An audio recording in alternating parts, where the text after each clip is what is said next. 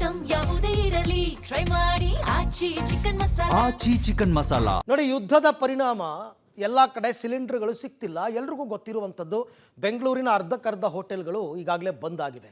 ಆದರೆ ಕೆಲವರು ಇದನ್ನೇ ಎನ್ಕ್ಯಾಶ್ ಮಾಡಿಕೊಂಡು ಬ್ಲಾಕಲ್ಲಿ ಸಿಲಿಂಡರ್ಗಳನ್ನ ಮಾರಾಟ ಮಾಡ್ತಾ ಇದ್ದಾರೆ. ಅದು ಏನು, ಒಂದಕ್ಕೆ 2-3 ಪಟ್ಟು ದುಡ್ಡು. ಆ ದುಡ್ಡು ಅಷ್ಟು ದುಡ್ಡು ಕೊಟ್ಬಿಟ್ಟು ತಗೋಬೇಕು, ಇಲ್ಲ ಅಂದರೆ ಇಲ್ಲ. ಕೃತಕ ಅಭಾವ ಸೃಷ್ಟಿ ಮಾಡ್ತಕ್ಕಂಥದ್ದು. ಇದನ್ನು ಪಬ್ಲಿಕ್ ಟಿವಿ ಆ ಕರಾಳ ಮುಖವನ್ನು ಎಕ್ಸ್ಪೋಸ್ ಮಾಡ್ತಾ ಇದೆ. ನೋಡಿ, ಕೈ ತುಂಬ ಕಾಸು ಕೊಟ್ಟರೆ ಸಿಲಿಂಡರ್ಗೆ ಯಾವುದೇ ಸಮಸ್ಯೆ ಇಲ್ಲ. ಗ್ಯಾಸ್ ಗಂಡಾಂತರ, ಕೆಲವರಿಗೆ ಕಾಸು ಮಾಡುವ ದಂಧೆ. ಎಲ್ಲರೂ ಇಂಥ ಸಂದರ್ಭದಲ್ಲಿ ಅಡ್ವಾಂಟೇಜ್ ತಗೋತಾರೆ. ಒಂದು ಕಡೆ ಸಿಲಿಂಡರ್ ಹಾಹಾಕಾರ, ಮತ್ತೊಂದು ಕಡೆ ಕಾಳಸಂತೆಯಲ್ಲಿ ಖುಲ್ಲಾ ಸೇಲ್ ಆಗ್ತಾ ಇದೆ. ಪಬ್ಲಿಕ್ ಟಿವಿ ನಡೆಸಿದ ರಿಯಾಲಿಟಿ ಚೆಕ್ನಲ್ಲಿ ಬಿಗ್ ಎಕ್ಸ್ಪೋಸ್. ಇವರ ಬಂಡವಾಳವನ್ನು ಬಟಾಬಯಲು ಮಾಡ್ತಾ ಇದ್ದೀವಿ. ಸಿಲಿಂಡ್ರ್ ಇಲ್ಲ, ಪಾಪ ಮೊನ್ನೆ ಯಾರೋ ಒಬ್ಬ ಅಜ್ಜ ಸಿಲಿಂಡ್ರ್ ಇಲ್ಲದೆ ಕಣ್ಣೀರು ಹಾಕ್ತಾ ಇದ್ರು ಏಜೆನ್ಸಿ ಮುಂದೆ ನಿಂತ್ಕೊಂಡು. ಅದನ್ನು ಬಿಟ್ಬಿಟ್ಟು, ಅಂಥವ್ರಿಗೆ ಸಹಾಯ ಮಾಡೋದನ್ನು ಬಿಟ್ಬಿಟ್ಟು ಇವರು ಎಲ್ಲ ಸಿಲಿಂಡರ್ಗಳನ್ನ ಕಾಳಸಂತೆಯಲ್ಲಿ ಮಾರಾಟ ಮಾಡ್ತಾ ಇದ್ದಾರೆ.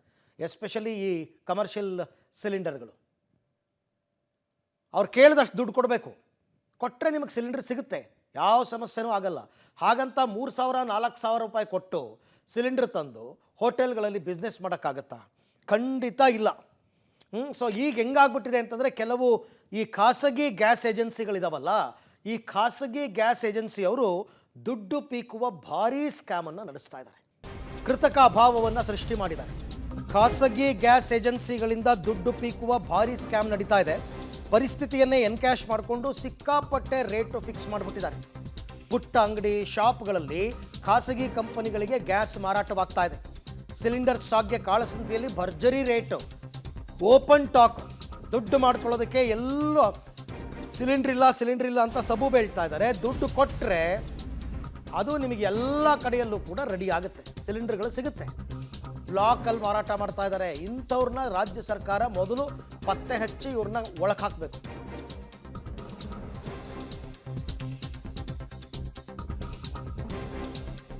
ಈಗ ಎಲ್ಲೆಡೆ ಗ್ಯಾಸ್ ಎಮರ್ಜೆನ್ಸಿ. ಒಂದ್ ಕಡೆ ಗೃಹ ಬಳಕೆ ಸಿಲಿಂಡರ್ ಸಿಗ್ತಾ ಇಲ್ಲ, ಇನ್ನೊಂದು ಕಡೆ ವಾಣಿಜ್ಯ ಬಳಕೆಯ ಸಿಲಿಂಡರ್ ಕೂಡ ಸಿಗ್ತಾ ಇಲ್ಲ.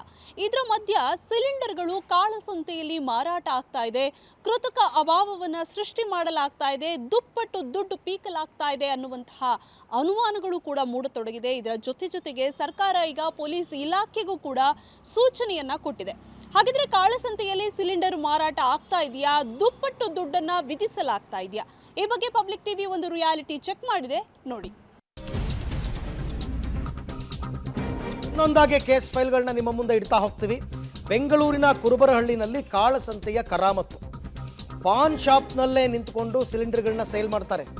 ಪಬ್ಲಿಕ್ ಟಿವಿ ರಿಯಾಲಿಟಿ ಚೆಕ್ನಲ್ಲಿ ಕಳ್ಳದಂಧೆ ರಿವೀಲ್ ಆಗಿದೆ. ರಿಯಾಲಿಟಿ ಚೆಕ್ನಲ್ಲಿ ಬಟಾಬಯಲಾಗಿದೆ ಗ್ಯಾಸ್ನ ರಹಸ್ಯ. ರಿಯಾಲಿಟಿ ಚೆಕ್ ನಂಬರ್ 1, ಬೆಂಗಳೂರಿನ ಕುರುಬರಹಳ್ಳಿಯಲ್ಲಿ ಸಿಲಿಂಡರ್ ದಂಧೆ ಯಾವ ರೀತಿ ನಡೀತಾ ಇದೆ ಅಂತ ನೋಡೋಣ ಬನ್ನಿ.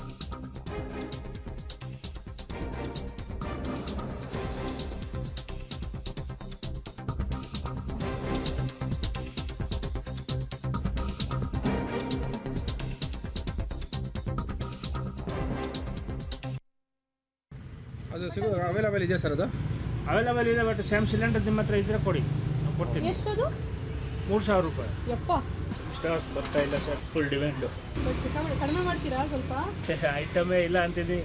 ಅಲ್ಲ, ನಮ್ಮ ಹತ್ರ ಈ ಎಕ್ಸ್ಟ್ರಾ ಸಿಲಿಂಡರ್ ಇಲ್ಲ ಅಂದ್ರೆ ನೀವೇನು ಅಡ್ವಾನ್ಸ್ ತಗೊಂಡು ಇದು ಮಾಡಿ. 5,500.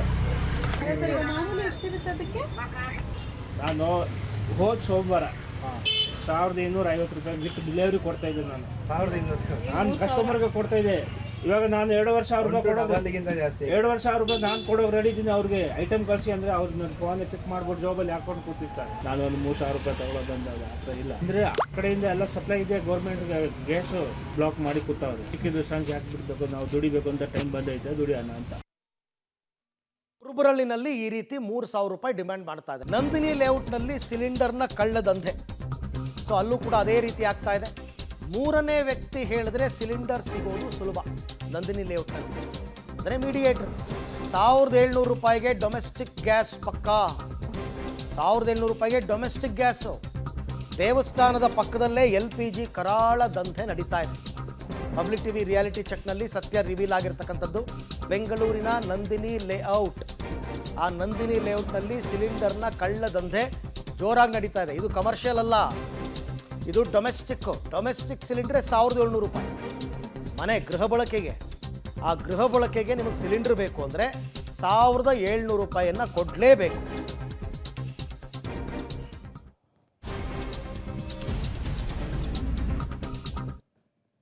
ಸಂಚಿಗೆಲ್ಲ ಇದು ಸಿಗತ್ತಾವಲ್ಲ ನಾರ್ಮಲ್ 1700 ಚಿಕ್ಕದು ಮಾಮೂಲಿ. ಯಾವುದು ಎಲ್ಲಿ ಈಶ್ವರನ ದೇವಸ್ಥಾನ ಗ್ರೌಂಡ್ ಅಲ್ಲ ಮಧ್ಯಾಹ್ನನಾ? ಹಾಂ, ಒಂದು ನಿಮಿಷ ಹಂಗೆ ಇರು. ಎಲ್ಲಿ ಹೋಟ್ಲು? ನಮ್ದು ಇಲ್ಲಿಲ್ಲ, ಗೆರೆ ಬಿಡ್ತಿಲ್ಲ ಕರೆ ಡೌನು. ಮಧ್ಯಾಹ್ನ ಬರುತ್ತಂತೆ. ಯಾವ್ದು ಬೇಕಾದ್ರೆ ಸಿಗುತ್ತೆ, ಅಲ್ಲಿ ಯಾವಾಗ ಬೇಕಾದ್ರೆ ಕೇಳಿ ಕೊಡ್ತೀನಿ. ಎಲ್ಲಿ ನಂಬರ್ ಕೊಡ್ತೀನಿ. ನಂಬರ್ ಕೊಡಿ. ಹಾಂ, ಫೋನ್ ಮಾಡಿರಿ, ನಾನು ಕೊಟ್ಟೆ ಅಂತ ಹೇಳಿ. ಯಾವ ಏಜೆನ್ಸಿ ಅವ್ರದ್ದು? ಅವನು ಎಲ್ಲ ಮಾಡ್ತಾನೆ, ಯಾವ್ದು ಬೇಕಾದ್ರೆ. ಅದೇ ಸಸ್ಪೆಂಡ್ ಮಾಡಿ ಬೇಕಾದ್ರೆ ತಂದಾಗ್ತಾನೆ ಅಲ್ಲೇ. ಅವನು ಯಾವ್ದು ಬೇಕಾದ್ರೆ ಯಾವಾಗ ಬೇಕಾದ್ರೆ ತಂದಾಗ್ತಾನೆ. ಆಮೇಲೆ ಕಂಪ್ಲೀಟ್ ಮಾಡೋದು ಇಲ್ಲ ಅದರಿಂದ ಪ್ರಾಬ್ಲಮ್ ಆಗಿದೆ. ಯಾಕೆಂದರೆ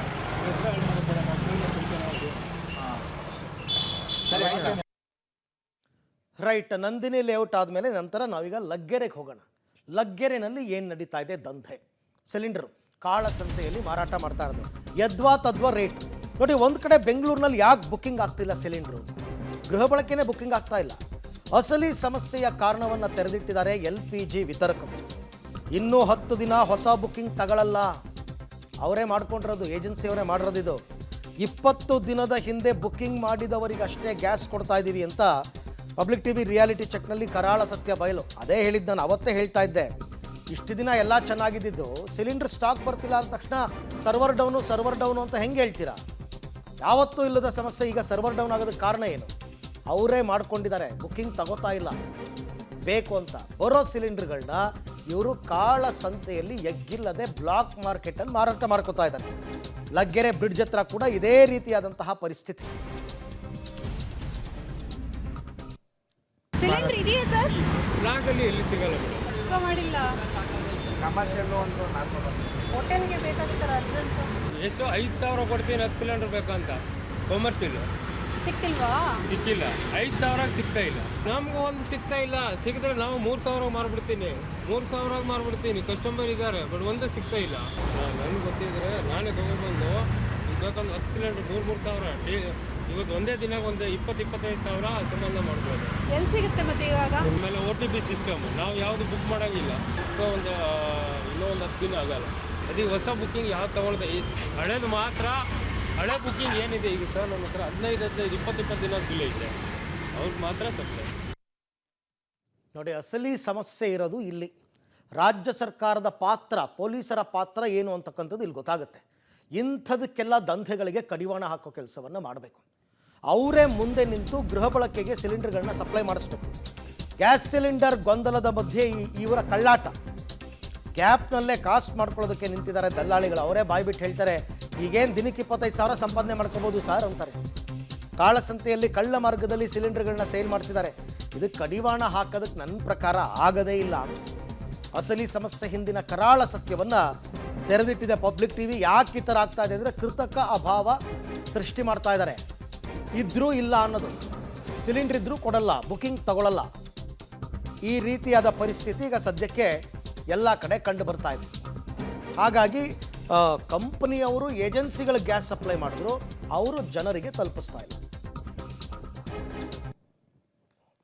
ಲಾಭವನ್ನ ಪಡೆದುಕೊಂಡು ಕೆಲವೊಂದಿಷ್ಟು ಖಾಸಗಿ ಗ್ಯಾಸ್ ಏಜೆನ್ಸಿಗಳು ದುಪ್ಪಟ್ಟು ದುಡ್ಡನ್ನ ವಿಧಿಸ್ತಾ ಇರುವಂಥದ್ದು, ಕಾಳಸಂತೆಯಲ್ಲಿ ಸಿಲಿಂಡರ್ ಮಾರಾಟವನ್ನ ಮಾಡ್ತಾ ಇರುವಂಥದ್ದು ಪಬ್ಲಿಕ್ ಟಿವಿಯ ರಿಯಾಲಿಟಿ ಚೆಕ್ನಲ್ಲಿ ಗೊತ್ತಾಗಿದೆ. ಸರ್ಕಾರ ಈ ಬಗ್ಗೆ ಎಚ್ಚೆತ್ತುಕೊಂಡು ಇಂಥವರ ವಿರುದ್ಧ ಕಠಿಣ ಕ್ರಮವನ್ನ ಕೈಗೊಳ್ಳಬೇಕಾಗಿದೆ. ಕ್ಯಾಮ್ರಾ ಪರ್ಸನ್ ರಾಜು ಜೊತೆ ಪವಿತ್ರ ಕಡತಲ, ಪಬ್ಲಿಕ್ ಟಿವಿ, ಬೆಂಗಳೂರು. ಈ ಬಗ್ಗೆ ಮತ್ತಷ್ಟು ಮಾಹಿತಿ ನನ್ನ ಕೊಲೀಗ್ ಪ್ರಕಾಶ್ ಅವರಿಂದ ಪಡ್ಕೊಂಬೋಣ. ಪ್ರಕಾಶ್, ಈಗ ರಾಜ್ಯ ಸರ್ಕಾರ ಅಂತೂ ಕೈ ತೊಳ್ಕೊಂಡ್ಬಿಡ್ತು. ಈ ಸಿಲಿಂಡರ್ ಸಪ್ಲೈ ಆಗದೆ ಇರೋದಕ್ಕೂ ನಮಗೂ ಏನೂ ಸಂಬಂಧ ಇಲ್ಲ, ಎಲ್ಲದಕ್ಕೂ ಕೇಂದ್ರ ಸರ್ಕಾರ ಕಾರಣ ಅಂತ ಆಯಿತು.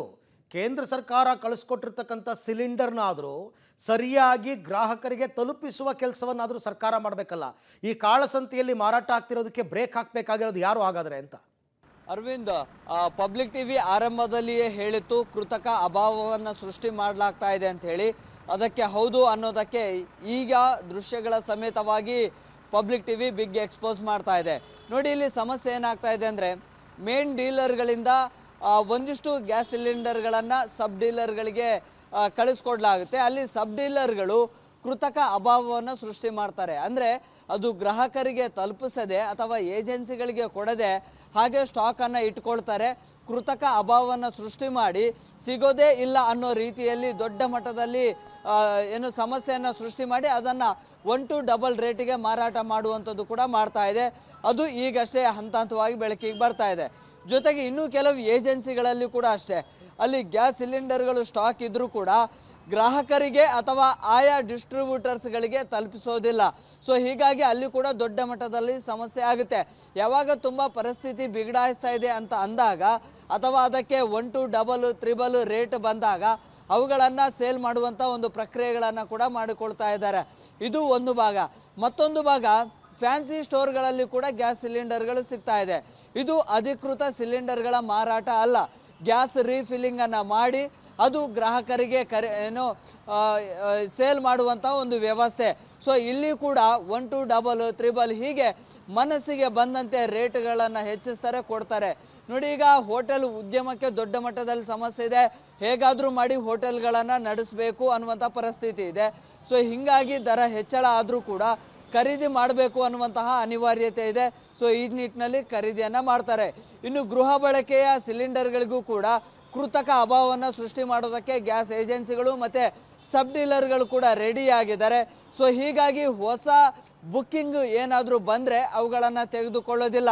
20 ದಿನಗಳ ಹಿಂದೆ ಏನು ಬುಕ್ಕಿಂಗನ್ನು ಮಾಡಿದ್ದಾರೆ ಅಂಥವುಗಳನ್ನು ಮಾತ್ರ ರಿಸೀವ್ ಮಾಡ್ಕೊಳ್ತಾರೆ. ತಕ್ಷಣಕ್ಕೆ 10 ದಿನದ ಹಿಂದೆ ಬುಕ್ ಮಾಡುವಂಥದ್ದು ಅಥವಾ ಈ ತಕ್ಷಣಕ್ಕೆ ಬುಕ್ಕಿಂಗ್ ಏನಾದರೂ ಮಾಡಿಕೊಳ್ಳೋಣ ಅಂತಂದರೆ ಅವುಗಳು ಯಾವುದು ಕೂಡ ಬುಕ್ಕಿಂಗ್ ಆಗೋದಿಲ್ಲ. ಇಲ್ಲಿ ಕೂಡ ಗೃಹ ಬಳಕೆ ಸಿಲಿಂಡರ್ಗಳಿಗೂ ಕೂಡ ಭಾರಿ ಡಿಮ್ಯಾಂಡ್ ಸೃಷ್ಟಿಯಾಗಬೇಕು. ಗೃಹ ಬಳಕೆಗೂ ಕೂಡ ದೊಡ್ಡ ಮಟ್ಟದಲ್ಲಿ ಸಮಸ್ಯೆ ಉಂಟಾಗಿದೆ ಅನ್ನುವಂಥದ್ದನ್ನು ತೋರಿಸಬೇಕು. ಆ ನಿಟ್ಟಿನಲ್ಲಿ ಇಲ್ಲಿ ಕೂಡ ಸಮಸ್ಯೆಗಳನ್ನು ಕ್ರಿಯೇಟ್ ಮಾಡ್ತಾ ಇದ್ದಾರೆ. ಇದೆಲ್ಲವೂ ಕೂಡ ಆಯಾ ಪೊಲೀಸ್ ಠಾಣಾ ವ್ಯಾಪ್ತಿಯಲ್ಲೇ ನಡೆಯುತ್ತೆ.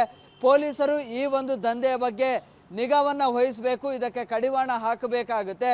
ಆದರೆ ಪೊಲೀಸರು ಕೂಡ ಯಾವುದು ಕೂಡ ಕೇರನ್ನು ತೆಗೆದುಕೊಳ್ತಾ ಇಲ್ಲ ಅನ್ನೋ ರೀತಿಯಲ್ಲಿ ಕಾಣಿಸ್ತಾ ಇದೆ. ಯಾಕಂದರೆ ಪೊಲೀಸರ ಗಮನಕ್ಕೂ ಕೂಡ ಬರದೆ ಈ ರೀತಿಯ ದಂಧೆ ಕೂಡ ನಡೀತಾ ಇದೆ. ಸೊ ಈ ನಿಟ್ಟಿನಲ್ಲಿ ಈಗ ಪೊಲೀಸರು ಕೂಡ ಅಲರ್ಟ್ ಆಗಬೇಕು. ಮತ್ತು ಏನು ಆಹಾರ ಇಲಾಖೆ ಅಧಿಕಾರಿಗಳು ಕೂಡ, ಫುಡ್ ಆ್ಯಂಡ್ ಸಿವಿಲ್ ಸಪ್ಲೈ ಅಧಿಕಾರಿಗಳು ಆಗಾಗ ಒಂದಿಷ್ಟು ಏಜೆನ್ಸಿಗಳ ಮೇಲೆ ದಾಳಿಯನ್ನು ನಡೆಸ್ತಾ ಇತ್ತು, ಗ್ಯಾಸ್ ರೀಫಿಲ್ಲಿಂಗ್ ಮಾಡುವಂಥ ಸೆಂಟರ್ಗಳ ಮೇಲೆ ದಾಳಿಯನ್ನು ನಡೆಸ್ತಾ ಇತ್ತು. ಆದರೆ ಈ ಬೆಳವಣಿಗೆಯಲ್ಲಿ ಅಧಿಕಾರಿಗಳ ಪಾತ್ರ ಏನೂ ಇಲ್ಲ, ಕಂಪ್ಲೀಟ್ ಆಗಿ ಸೈಲೆಂಟ್ ಆಗಿದ್ದಾರೆ. ಯಾವ ಕಡೆನೂ ದಾಳಿ ಇಲ್ಲ, ತಪಾಸಣೆ ಇಲ್ಲ, ಪರಿಶೀಲನೆ ಕೂಡ ಇಲ್ಲ. ಸೊ ಹೀಗಾಗಿ ಇದನ್ನೇ ಎನ್ಕ್ಯಾಶ್ ಮಾಡಿಕೊಂಡಿರುವಂತಹ ಈ ಕರಾಳ ದಂಧೆಯನ್ನು ನಡೆಸುವಂತಹ, ಹಣ ಪೀಕುವಂತಹ ಜಾಲ ಮತ್ತಷ್ಟು ಹೆಚ್ಚು ಮಾಡ್ತಾ ಇದೆ. ಈ ನಿಟ್ಟಿನಲ್ಲಿ ಸರ್ಕಾರ ಕೂಡ ಎಚ್ಚೆತ್ತುಕೊಳ್ಬೇಕು ಮತ್ತು ಪೊಲೀಸರು ಕೂಡ ಎಚ್ಚೆತ್ತುಕೊಳ್ಬೇಕು. ಕಾಳ ಸಂತೆಯಲ್ಲಿ ಮಾರಾಟ ಆಗ್ತಾ ಇದ್ದಂತಹ ಗ್ಯಾಸ್ ಸಿಲಿಂಡರ್ ದಂಧೆಗೆ ಒಂದು ಕಡಿವಾಣ ಹಾಕುವಂತಹ ಕೆಲಸವನ್ನು ಕೂಡ ಮಾಡಬೇಕು. Arvind. Right, thank you Prakash, ತಮ್ಮೆಲ್ಲ ಮಾಹಿತಿಗೆ ಧನ್ಯವಾದ. ಮಾಡಬೇಕು ಅಂತಲ್ಲ, ಮಾಡಬೇಕು, ಇದೇ ಅವ್ರ ಜವಾಬ್ದಾರಿ. ಪೊಲೀಸ್ ಕಣ್ತಪ್ಪಿಸಿ ಇವೆಲ್ಲ ನಡೀತಿರ್ಬೋದು ಕೆಲವು ದಿನಗಳಿಗೆ, ಬಟ್ ಅದನ್ನು ಪತ್ತೆ ಹಚ್ಚಬೇಕು. ಪತ್ತೆ ಹಚ್ಚಿ ಸೀಸ್ ಮಾಡಿ, ಅವ್ರ ಹತ್ರ ಎಷ್ಟು ಸಿಲಿಂಡರ್ಗಳಿದೆ ನೋಡಿ, ಅದನ್ನು ಪ್ರಾಮಾಣಿಕವಾಗಿ ಯಾರಿಗೆ ತಲುಪಿಸ್ಬೇಕು ಅವ್ರಿಗೆ ತಲುಪಿಸಿ. ಅವ್ರು ದುಡ್ಡು ಕೊಟ್ಟು ಪರ್ಚೇಸ್ ಮಾಡ್ತಾರೆ. ಹಾಗಂತ ನೀವು ಬ್ಲಾಕಲ್ಲಿ ಯದ್ವಾ ತದ್ವಾ ರೇಟು 5,000 ರೂಪಾಯಿ ಸಿಲಿಂಡ್ರು ಕೊಟ್ಬಿಟ್ಟು ತೊಗೊಳಕ್ಕಾಗತ್ತಾ? ಸಾಧ್ಯನೇ ಇಲ್ಲ. ಮೊದಲು ಪೊಲೀಸ್ ಇಲಾಖೆ ಈ ವಿಚಾರದಲ್ಲಿ ಈಗ ದೃಷ್ಟಿ ಹರಿಸ್ಬೇಕು, ಇದನ್ನು ತಡೆಗಟ್ಟಬೇಕು ಇದನ್ನು.